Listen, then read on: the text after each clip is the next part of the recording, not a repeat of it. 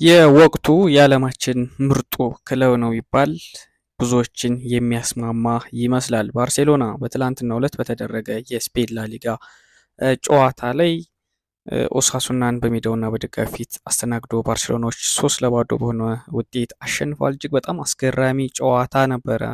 ምናልባት ይህ ጨዋታ ባርሴሎና ከብዙዎች ተጫዋቾቹን ለኢንተርናሽናል ብሬክ ከሰጠ በኋላ የተጫወተው ጨዋታ ነበር። ነገር ግን የተጫወተበት መንገድ የተጫዋቾቹ ከፍ ያለ ሜንታሊቲ ከድካም ውጭ የተጫወቱበት መንገድ እጅግ በጣም አስገራሚ ያደርገዋል። አንዳንድ ተጫዋቾች ኔዘርላንድን እና ስፔንን ወክለው የተጫወቱ እንደነ ፔድሪ እንዲሁም ዲዮንግ ሌሎች ተጫዋቾችንም ጨምሮ ከ120 ደቂቃ በላይ የተጫወቱ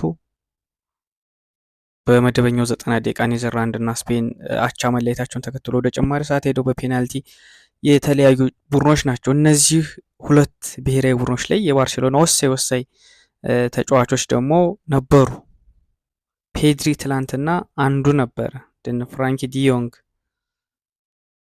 አስገራሚ ምሽት ነው ግን ያሳለው። ፍራንኪ ዲዮንግ የጨዋታው ማን ኦፍ ዘ ማች ነበር። ኦልሞስት ስፔናዊ ተጫዋች እጅግ በጣም ድንቁን ዓመት እያሳለፈ ነው። በእርግጥ በሀገራችንም በውጭ ሚዲያ የስፔን ላሊጋ የሚሰጠው ትኩረት ፕላስ በኛ ሀገር ደግሞ ሰዓቱም የሚታይበት አብዛኞቹ ጨዋታዎች የሚታዩበት መሸት ያለ በመሆኑ ወይም ምላፊ ሰዓት ላይ በመሆኑ ብዙ ጨዋታዎችን እንዳናይ ብዙ ተጫዋቾችን እንዳናይና እንዳናወራ አድርጎናል እንጂ ፔድሪ ዘንድሮ አይደለም ያለፉትን ዓመታትም ተመሳሳይ ፔድሪ ነበር። የዘንድሮ ግን እጅግ በጣም የተለየው ይመስላል። በአጠቃላይ የባርሴሎና ተጫዋቾች እጅግ በጣም የተለዩ ናቸው። በትላንትናው ዕለት በአማካይ ክፍሉ ላይ ፍሊክ የዣቪን 3 ተጫዋቾች ወይም ዣቪ የሚጠቀምባቸውን 3 አማካኞች ነበር ይዞ የገባው መሀል ሜዳ ላይ ፍራንኪ ዲዮንግ፣ ፔድሪ እና ጋቪ።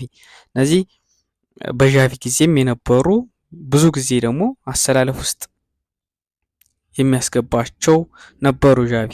ነገር ግን ትላንትና ያሳዩትና በዣቪ ጊዜ የሚያሳዩ ፐርፎርማንስ ፈጽሞ የተለያየ እንደሆነ ሳይዘነጋ ማለት ነው። አብዛኞቹ ተጫዋቾች ከፊት መስመር ላይ ራፊና አልነበረም ከነጭራሹ። በጨዋታው ላይ ሮበርት ሌዋንዶስኪ ተቀይሮ ገብቶ ጎል አስቆጥሯል፣ ግን መጀመሪያ አሰላለፍ ውስጥ አልነበረም። በነ ፌራን እና በነ ኦልሞ እንዲሁም የራፊናን አለመኖር ተከትሎ የግራ መስመሩን በደንብ ኦቨርላፕ እያደረገ ባልዲ በደንብ ሲመራው ነበረ። የመጀመሪያዋ ጎል ለመቆጠሯም ማይነስ ያደረገው እሱ ነው። እጅግ በጣም ጥሩ ጎል ነው ያስቆጠሩት። የመጀመሪያው ጎል በተለይ የባርሴሎና የቡድኑን ጥራት ያሳየች ኳስ ናት። መጀመሪያ ላይ ዲዮንግ ለፌራን በተረከዝ ሰጠው፣ እንደገና ፌራን በድጋሚ ዲዮንግ ለባልዲ ለፌራን ማይነስ አደረገው። ድንቅ ጎል ተቆጠረ። እጅግ በጣም ማራኪ ጎል ነበረ። ቡድኖች ሁሉም የተንቀሳቀሱበት፣ ተጫዋቾች በተደጋጋሚ የተቀባበሉበት ፈጣን ቅብብል በኦሳሱና ሜዳ ክፍል ላይ አድርገው ቆንጆ ጎል ያስቆጠሩበት ነበር። የመጀመሪያው ጎል ቀደም ብዬ እንዳልኳችሁ ዲዮንግ እጅግ በጣም አስደናቂ አማካይ ነው። ምንም ጥያቄ የለውም። በጥልቀት እየተመለሰ ከኋላ ከግብ ጠባቂ ሳይቀር ኳስን እየተቀበለ ወደፊት እድሎችን የሚፈጥርበት መንገድ፣ ኳሱን መሀል ሜዳ የሚቆጣጠርበት መንገድ፣ በአጠቃላይ የፍሊክ ቡድን እጅግ በጣም ለማየት የሚማርክ ለደጋፊ ብቻ ሳይሆን ለገለልተኛ ቡድንም ደጋፊዎች እጅግ በጣም እግር ኳስ ለሚወዱ ሁሉ የሚያዝናና ቡድን ነው። በዘንድሮ ውድድር ዓመት እየተመለከተ የምንገኘው የተጫዋቾቹ ወጣት ናቸው። የመጫወት ሞራላቸው እጅግ በጣም የተለየ ነው። በዛ ላይ ሟች ናቸው። ብዙ ጊዜ አንስተነዋል ከዚህ በፊት ጋቪ በጭንቅላቱ ታክል የሚወርድ አይነት ተጫዋች ነው። ትላንትና ያንን ሆኖ የተመለከትነው እጅግ በጣም ከረጅም ጊዜ በኋላ ነው ወደ ላይን አፕ የተመለሰው። ድንቅ ተጫዋች ነው፣ ግን ተቀያሪ ቦታ ላይ የሚቀመጥ አይነት ተጫዋች እንዳልሆነ ትላንትም ተመልክተናል። ሌሎቹ የላማሲ አካዳሚ ተጫዋቾች እሱ በጉዳት ባልነበረበት ወቅቶች ገብተው ከሱ ላቅ ያለ እንቅስቃሴ አሳይተው በዛው ወንበር ላይ ቁጭ ብሎ ቀረ እንጂ ጋቪ የብቃት ችግርና ለቡድኑ ያለውን ለመስጠት ካለው አቅም ማነስ እንዳልሆነ ግልጽ ነው። ትላንትና የተመለከትነው ጋቪ የተረጋጋውን ጋቪ ጥፋቶችን የማይሰራው ከዚህ በፊት በተለይ ጥፋቶችን ይሰራል። በጣም ለጸብ ቅርብ ነው፣ እልህኛ ነው። በዛው ልክ ደግሞ ለምኑም የማይሳሳ ጉልበቱን የማይቆጥብ ቀደም ብዬ እንዳልኳችሁ በጭንቅላቱ ሁላ ሳይቀር ታክል የሚገባ እጅግ በጣም ወኔው የለየለት ነው። ምንም ሁልጊዜ የምናየው ጉዳይ ስለሆነ ለስፔን ብሔራዊ ቡድን አልተጠራም ነበረ ለባርሴሎና በዘንድሮ ውድድር ዓመት በርካታ ጨዋታዎችን አለማድረጉን ተከትሎ ትላንትና እሱ የመጀመሪያ አሰላለፍ ውስጥ ገብቶ ነበር። እጅግ በጣም ድንቅ ነበረ። ድንቅ ምሽት ነው ያሳለፉ። እነዚህ ሁሉ የባርሴሎና ተጫዋቾች ተጠርተው አያልቁም። የባርሴሎና ተጫዋቾች ሁሉንም በአጠቃላይ እንደ ቡድን አሰልጣኙን ማድነቅ የተሻለ ነው። እነዚህ ሁሉ ተጫዋቾች እንዲነቃቁ፣ እነዚህ ሁሉ ተጫዋቾች ከታችኛው ዲቪዥን የሰጣቸው እድል እንደነ ፔድሪን በኋላ ላይ 3-0 ባርሴሎና ከመራ በኋላ ቀይሮ ሲያስወጣው የገቡት ተጫዋቾች ደግሞ እንደ አዲስ ባርሴሎና ሌላ ቡድን መስሎ ነው የቆየው። 3-0 እየመራ እጅግ በጣም በአስገራሚ ሁኔታ ተቃራኒ ቡድንን በልጦ ለአራተኛ ጎል የሚጣጣር እነ ሎፔዝ ሌዋንዶስኪ ከገባ በኋላ ጎል አስቆጥሯል። ግን ወደ መስመሮች እየወጣ ኳስ ድሬብል የሚያደርግበት ፈጽሞ እድሜውን የማይመጣጠን ነውና ይሄ አሰልጣኙን የሚያስደንቀውም ነው። በቅርቡ የመጣው ሼዝኒን ተመልከቱ። ግብ ጠባቂውን ምንም አልተሸነፈም። 17 ጨዋታዎችን አድርጓል። እስካሁን 9 ክሊንሺቶች አሉት። በጣም የሚያስገርም ቁጥር ነው ያለው ባርሴሎና። በተለይ በ2025 ባርሴሎና እጅግ በጣም የተለየ አመት እያሳለፈ ነው የሚገኘው። በባለፈው ወደ ኢንተርናሽናል ብሬክ ከሜዳቸው በፊት አትሌቲኮ ማድሪድ ላይ የሰራው ገድል የሚታወስ ነው። 2-0 ሲመራ 70 ምናምን ደቂቃ ደርሶ ከዛ በኋላ 4 ጎሎችን ያስቆጠረ። ይህንን ከባርሴሎና ውጭ የሚያደርግ አንድም የአውሮፓ ቡድን የለም። አትሌቲኮ ማድሪድ ላይ በግልጽ የሚታይ ነው። የባርሴሎና የዘንድሮ ውድድር ዓመት ቡድኖችን የሚበልጥበት መንገድ እጅግ በጣም አዝናኝ ነው። ጎሎችን ያስቆጥራል። በዛ ላይ ለተቃራኒ ቡድን የሚሰጠው ግምት እጅግ በጣም የተለየ ነው። ማንም ይሁን ቡድኑን ጨዋታዎችን እንደሚበልጥና ዶሚኔት አድርጎ ማሸነፍ እንደሚችል በ16 በ17 ዓመት ተጫዋቾች ላይ እምነት አለ። ይሄ አሰልጣኙን ስራ የሚያሳይ ነው። በእርግጥ የነዣቪ ስታፍ ቡድን ከቀናቶች በፊት ወይም ከአንድ ሳምንት ምናምን በፊት የሰጠው አንድ አስተያየት አለ።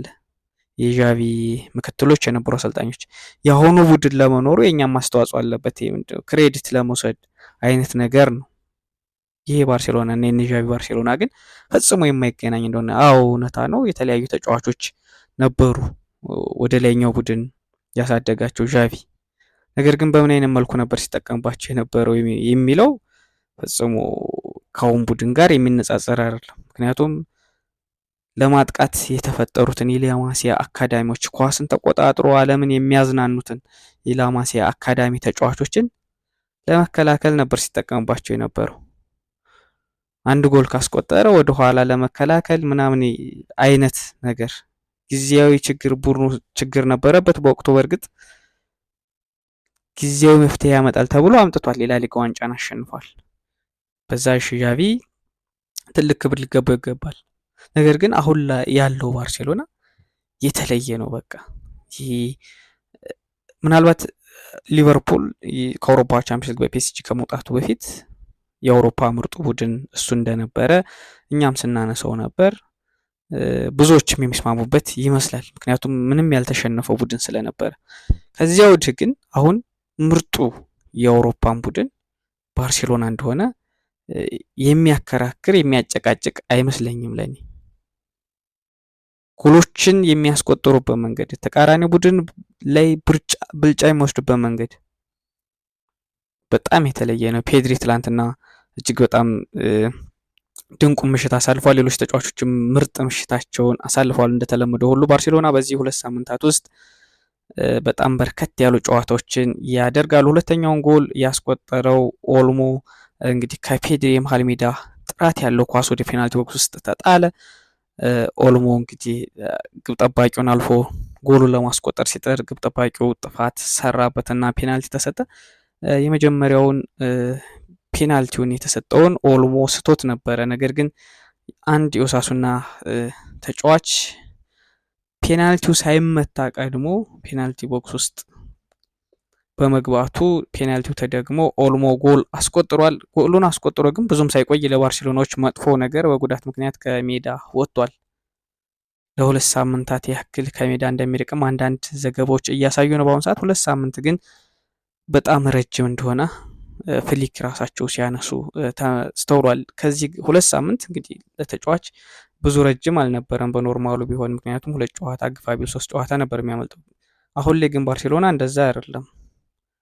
እሁድ ላሊጋ ጨዋታ አለበት። እንደገና ሮብ ከአትሌቲኮ ማድሪድ ጋር የመልስ ጨዋታ የኮፓ ዴል ሬይ ጨዋታ አለበት። ከዛ እንደገና ላሊጋ በርከት ያሉ ቻምፒዮንስ ሊግ በርከት ያሉ ጨዋታዎችን ነው የሚያደርገው።